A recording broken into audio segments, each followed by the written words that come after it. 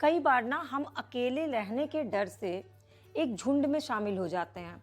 आसपास रिलेटिव्स हैं, फ्रेंड्स हैं या फिर पड़ोसी हैं, उन सब के साथ शामिल हो जाते हैं और बाद में हमें ये एहसास होता है कि हम अभी भी अकेले ही हैं, क्योंकि वो तो एक झुंड है।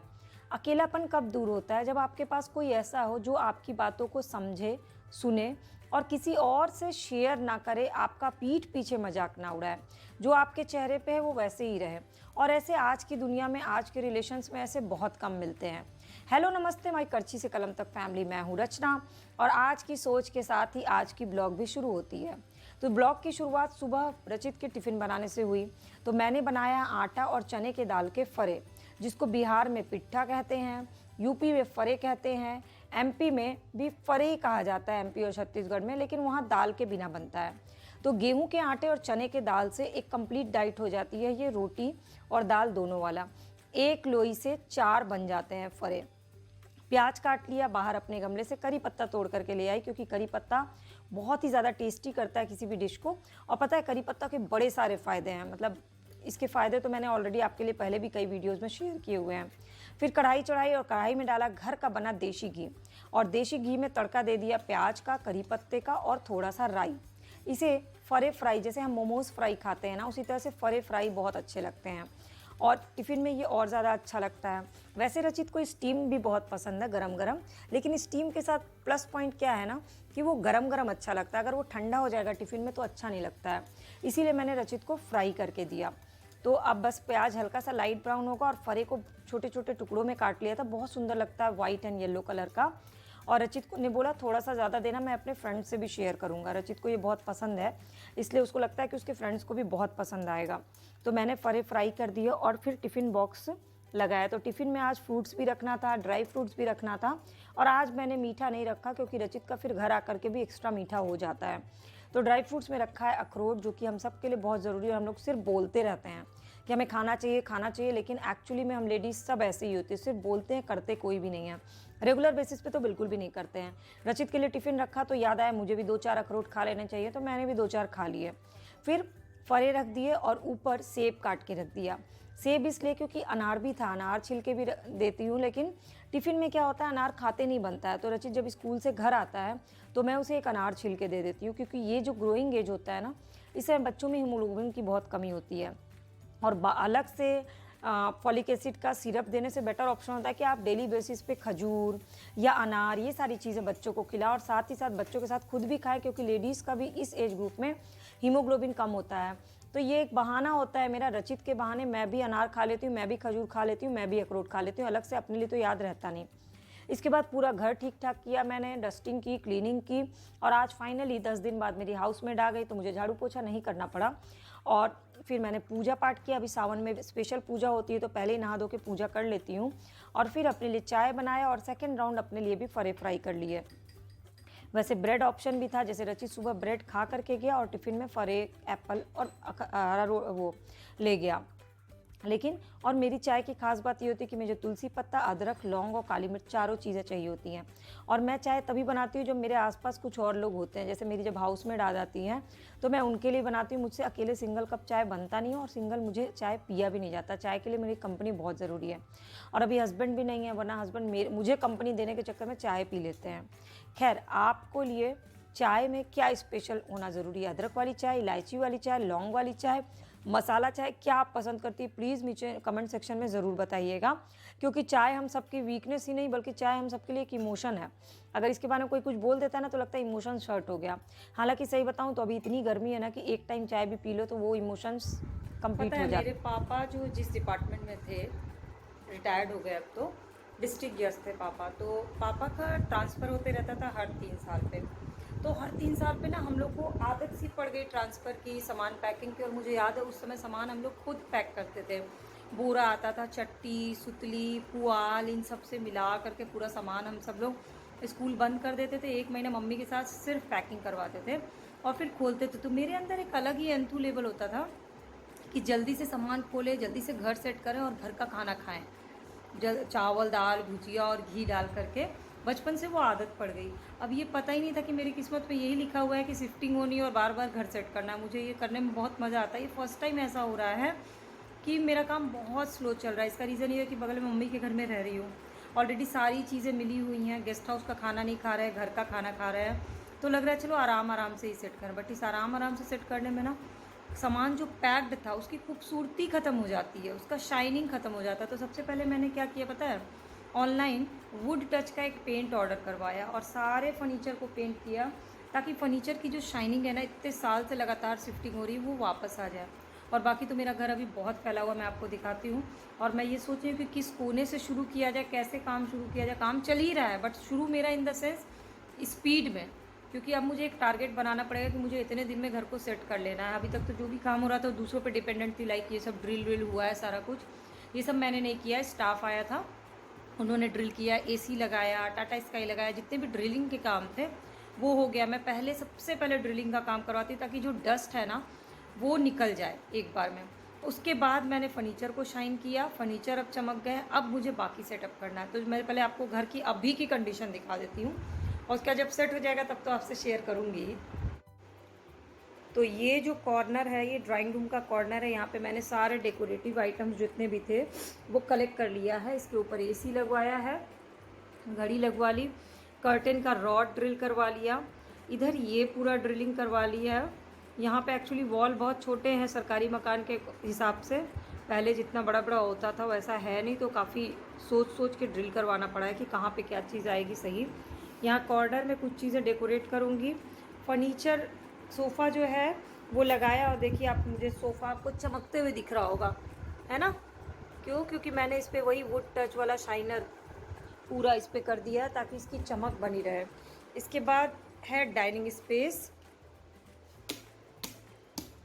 और डाइनिंग स्पेस में आज डाइनिंग टेबल और चेयर को पेंट करना है ताकि इसकी भी चमक वापस से आ जाए। डाइनिंग स्पेस में ये पूरा ड्रिल करवाया है। एक सेकंड,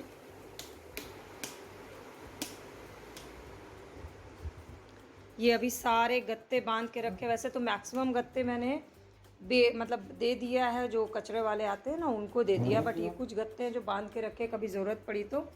ये क्रॉकरी की अलमारी, यहाँ कॉर्नर खाली, यहाँ पर एक लैंप लगाऊंगी।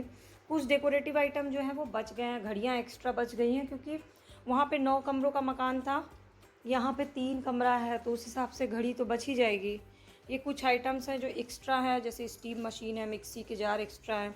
ये सारी मेरी पेंटिंग्स और मेरे हस्बैंड की पोइट्रीज़ हैं, जो यहाँ पे वॉल पे जगह नहीं है टांगने की, तो मैं इसको अंदर पैक करने वाली हूँ। ये वाली देखिए, ये टेबल आपको शाइनिंग लग रहा होगा, क्योंकि मैंने इस पर वही वुड टच का शाइनर पूरा वो करवाया है। किचन की हालत क्या ही बताऊँ, अभी मैं, बहुत बुरी हालत है। मुझे लग रहा है जब किचन में सामान सजा हुआ रहता है तो कितना चमकता और कितना सुंदर लगता है, और इतने दिन पैक रह जाए सामान इतना गंदा लग रहा है सब कितनी पुरानी चीज़ें हैं। अभी जब यही प्रॉपर लगा लूँगी तो लगेगा अरे वाह। अभी तक एक्वागार्ड भी नहीं हुआ। मेरे गैस चूल्हे की हालत देखिए क्या हालत हो गई है। 2 बर्तन स्टैंड लगवाए, क्योंकि यहाँ किचन में कहीं भी कोई अलमारी नहीं है, तो दोनों स्टैंड को लगवा लिया। ये एक शेल्फ है, प्लाई का बनवाया है। अभी सब कुछ तितर बितर है एकदम। कोई कॉर्नर में भी पेपर बिछा के सारे अचार जो मैंने प्लास्टिक के डब्बे में शिफ्ट कर दिए थे, शिफ्टिंग से पहले सेलो टेप भी लगा दिया था ताकि तेल ना चुए, सारे अचार निकाल के रखे हैं। बर्तन नीचे अभी ठूस दिया है, ठूसना ही बोल सकते हैं इसको, जिस तरह से मैंने गत्ते खाली किए हैं। बिकॉज पता है क्या, सबसे पहले गत्ते इसलिए खाली किए, गत्ता खाली हो जाता है ना तो ये फ्लोर खाली हो जाता है, तो घर लगता है हाँ जगह है रखने के लिए, वो वाली कंडीशन है। और इसके बाद मैं ना बालकनी में पूजा रूम बना रही हूँ, तो बालकनी को येलो पेंट किया है। ये नॉर्मली लोग बालकनी में वॉशिंग मशीन रखते हैं, बट मैंने नहीं रखा है। मैं यहाँ पर पूरा पश्चिम करके पूजा रूम बनाऊंगी। पूजा का सारा सामान देखिए लगा लिया है। एक ये पूरा येलो पेंट हो गया है। यहाँ पे मैं लगाऊंगी प्लास्टिक का कर्टन ताकि पानी इधर ना आए। बाकी तो जब पूजा रूम डेकोरेट हो जाएगा, मैं हर जगह पूजा रूम सेपरेट बनाती हूँ और कुछ जुगाड़ करके ही बनाती हूँ। पिछले मकान में भी आपने अगर देखा होगा, तो ये भी जब हो जाएगा तो मैं आपको ज़रूर दिखाऊंगी। ये वाला कमरा है, ये गेस्ट रूम है। इधर एक साइड अपनी पेंटिंग ड्रिल करवाई और एक पे पूरे गत्ते भरे हुए हैं। आज मुझे इसको कंप्लीट करना, इन सारे गत्ते को खाली करना आज किसी भी कंडीशन में। ये इतना काम हो जाना चाहिए। इधर एक टीवी ड्रिल करवाया है। अब इसके बाद है रचित का कमरा। रचित का कमरा कम मेरा ऑफिस रूम है या इनका स्टडी रूम है, सब एक ही रूम में इस बार है। तो ये सब इनकी किताबें हैं, मेरे हस्बैंड की, मेरी किताबें इधर है।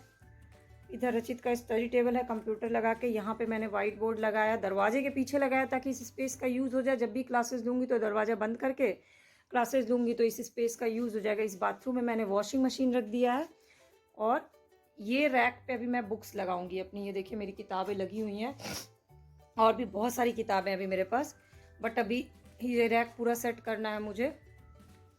तो अभी ये कबाड़ा रूम कह सकते हैं इसको, रचित का रूम क्या ही बोलूँ, ये तो कबाड़ा रूम है। अभी मुझे सब जगह सिर्फ कबाड़ा ही दिख रहा है। फिर ये अंदर स्टोर रूम है, स्टोर रूम की हालत भी अभी वैसे ही है। अभी तो खैर पूरा घर ही स्टोर दिख रहा है। इधर एक अटैच बाथरूम है जो कि अभी बहुत बुरी हालत में है। ये ड्रेसिंग टेबल की हालत बहुत ख़राब कर दी थी। पैकर ने क्या किया था, सैलो टेप लगा दिया था, पूरा सैलो टेप का दाग पड़ गया था। इवन अभी भी पड़ा हुआ कुछ जगह आपको दिखेगा, है ना। लेकिन मैंने फिर वही वुड टच वाला इस पर पेंट करा है तो देखिए एकदम शाइन, बहुत अच्छी शाइन आ गई है। और पता है वो वाला पेंट मुझसे गलती से ऑर्डर हो गया था, मैं ब्राउन पेंट समझ के ऑर्डर किया था और वो आ गया तो वो रिटर्न नहीं हो रहा था। फिर मैंने सोचा उसका क्या यूज़ करूँ, रिटर्न नहीं हो रहा, पैसा बर्बाद हो जाएगा, बट ये काम आ गया इसमें। ये देखिए बेड पे भी पूरा शाइन आ गया है, बेड पे भी वही पेंट लगाया है। ये एक कॉर्नर में मैंने बक्सा रखा और अभी बक्से पे बहुत सारा सामान है, बहुत ज़्यादा। बेड बॉक्स ठीक करना है, बेड बॉक्स के अंदर सामान मैनेज करना है। और इधर गोदरेज, एक ही गोदरेज हटा, दोनों गोदरेज हटा नहीं तो मैंने अपने बक्से को वहाँ यूज़ कर लिया। एक बाहर इधर छोटी सी बालकनी है तो मैं सोच रही हूँ इस बालकनी को, ये बालकनी को सिटिंग बनाऊंगी। काफ़ी कुछ अच्छा सोच के रखा है, जो सामान है उसी से।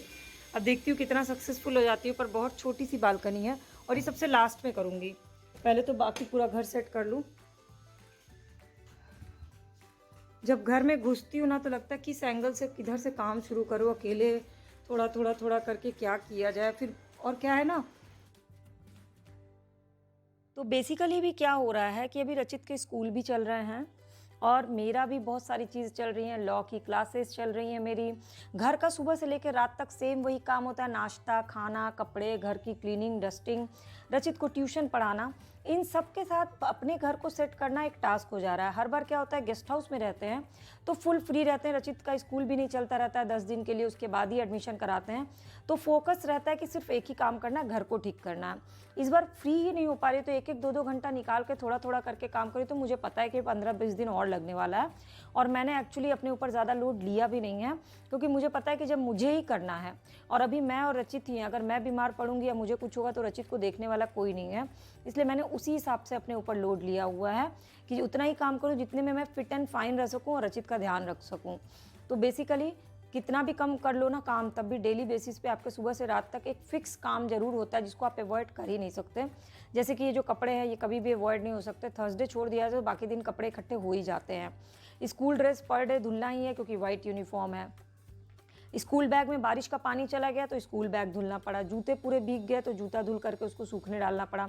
ऐसे बहुत सारी चीज़ें, एक्स्ट्रा काम भी रोज़ हो जाता है। तो हमारा जो है ना 24/7 हमारी ड्यूटी होती है और सिर्फ मेरी ही नहीं, हर लेडी की यही, चाहे वो ऑफिस गोइंग है उनकी भी, जो घर पे रहती हैं उनकी भी, सबका वही हाल है। बल्कि सबसे टफ उन लोगों के लिए है जो वर्क फ्रॉम होम करते हैं, क्योंकि उसमें आप माइंड डाइवर्ट होता है, आप घर का काम भी कर रहे हो और आप बच्चे को भी देख रहे हो, आप किचन भी देख रहे हो। जबकि ऑफिस निकल जाओ ना तो एक बार को आप कुछ समय के लिए फ्री हो जाते हो घर के काम से। ये मैंने ऑब्जर्व किया, जिनका वर्क फ्रॉम होम होता है उनके लिए बहुत टफ है।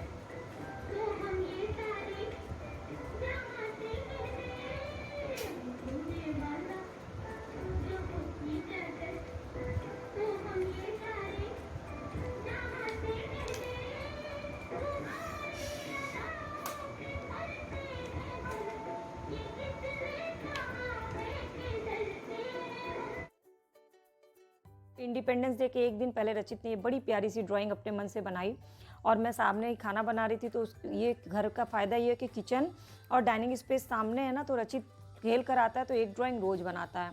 उसका भी टाइम बहुत अच्छा पास हो जाता है मुझसे बात करते करते और मेरा भी खाना बहुत ईजिली बन जाता है जल्दी, वो सामने बैठा रहता है। तो उसकी ड्राइंग मुझे बहुत अच्छी लगी और वो चक्र में 24 लाइन्स बनाने की प्रॉपर तरीके से कोशिश कर रहा था। मैं उसको वही बता रही थी कि 24 लाइन इक्वली कैसे बनाते हैं।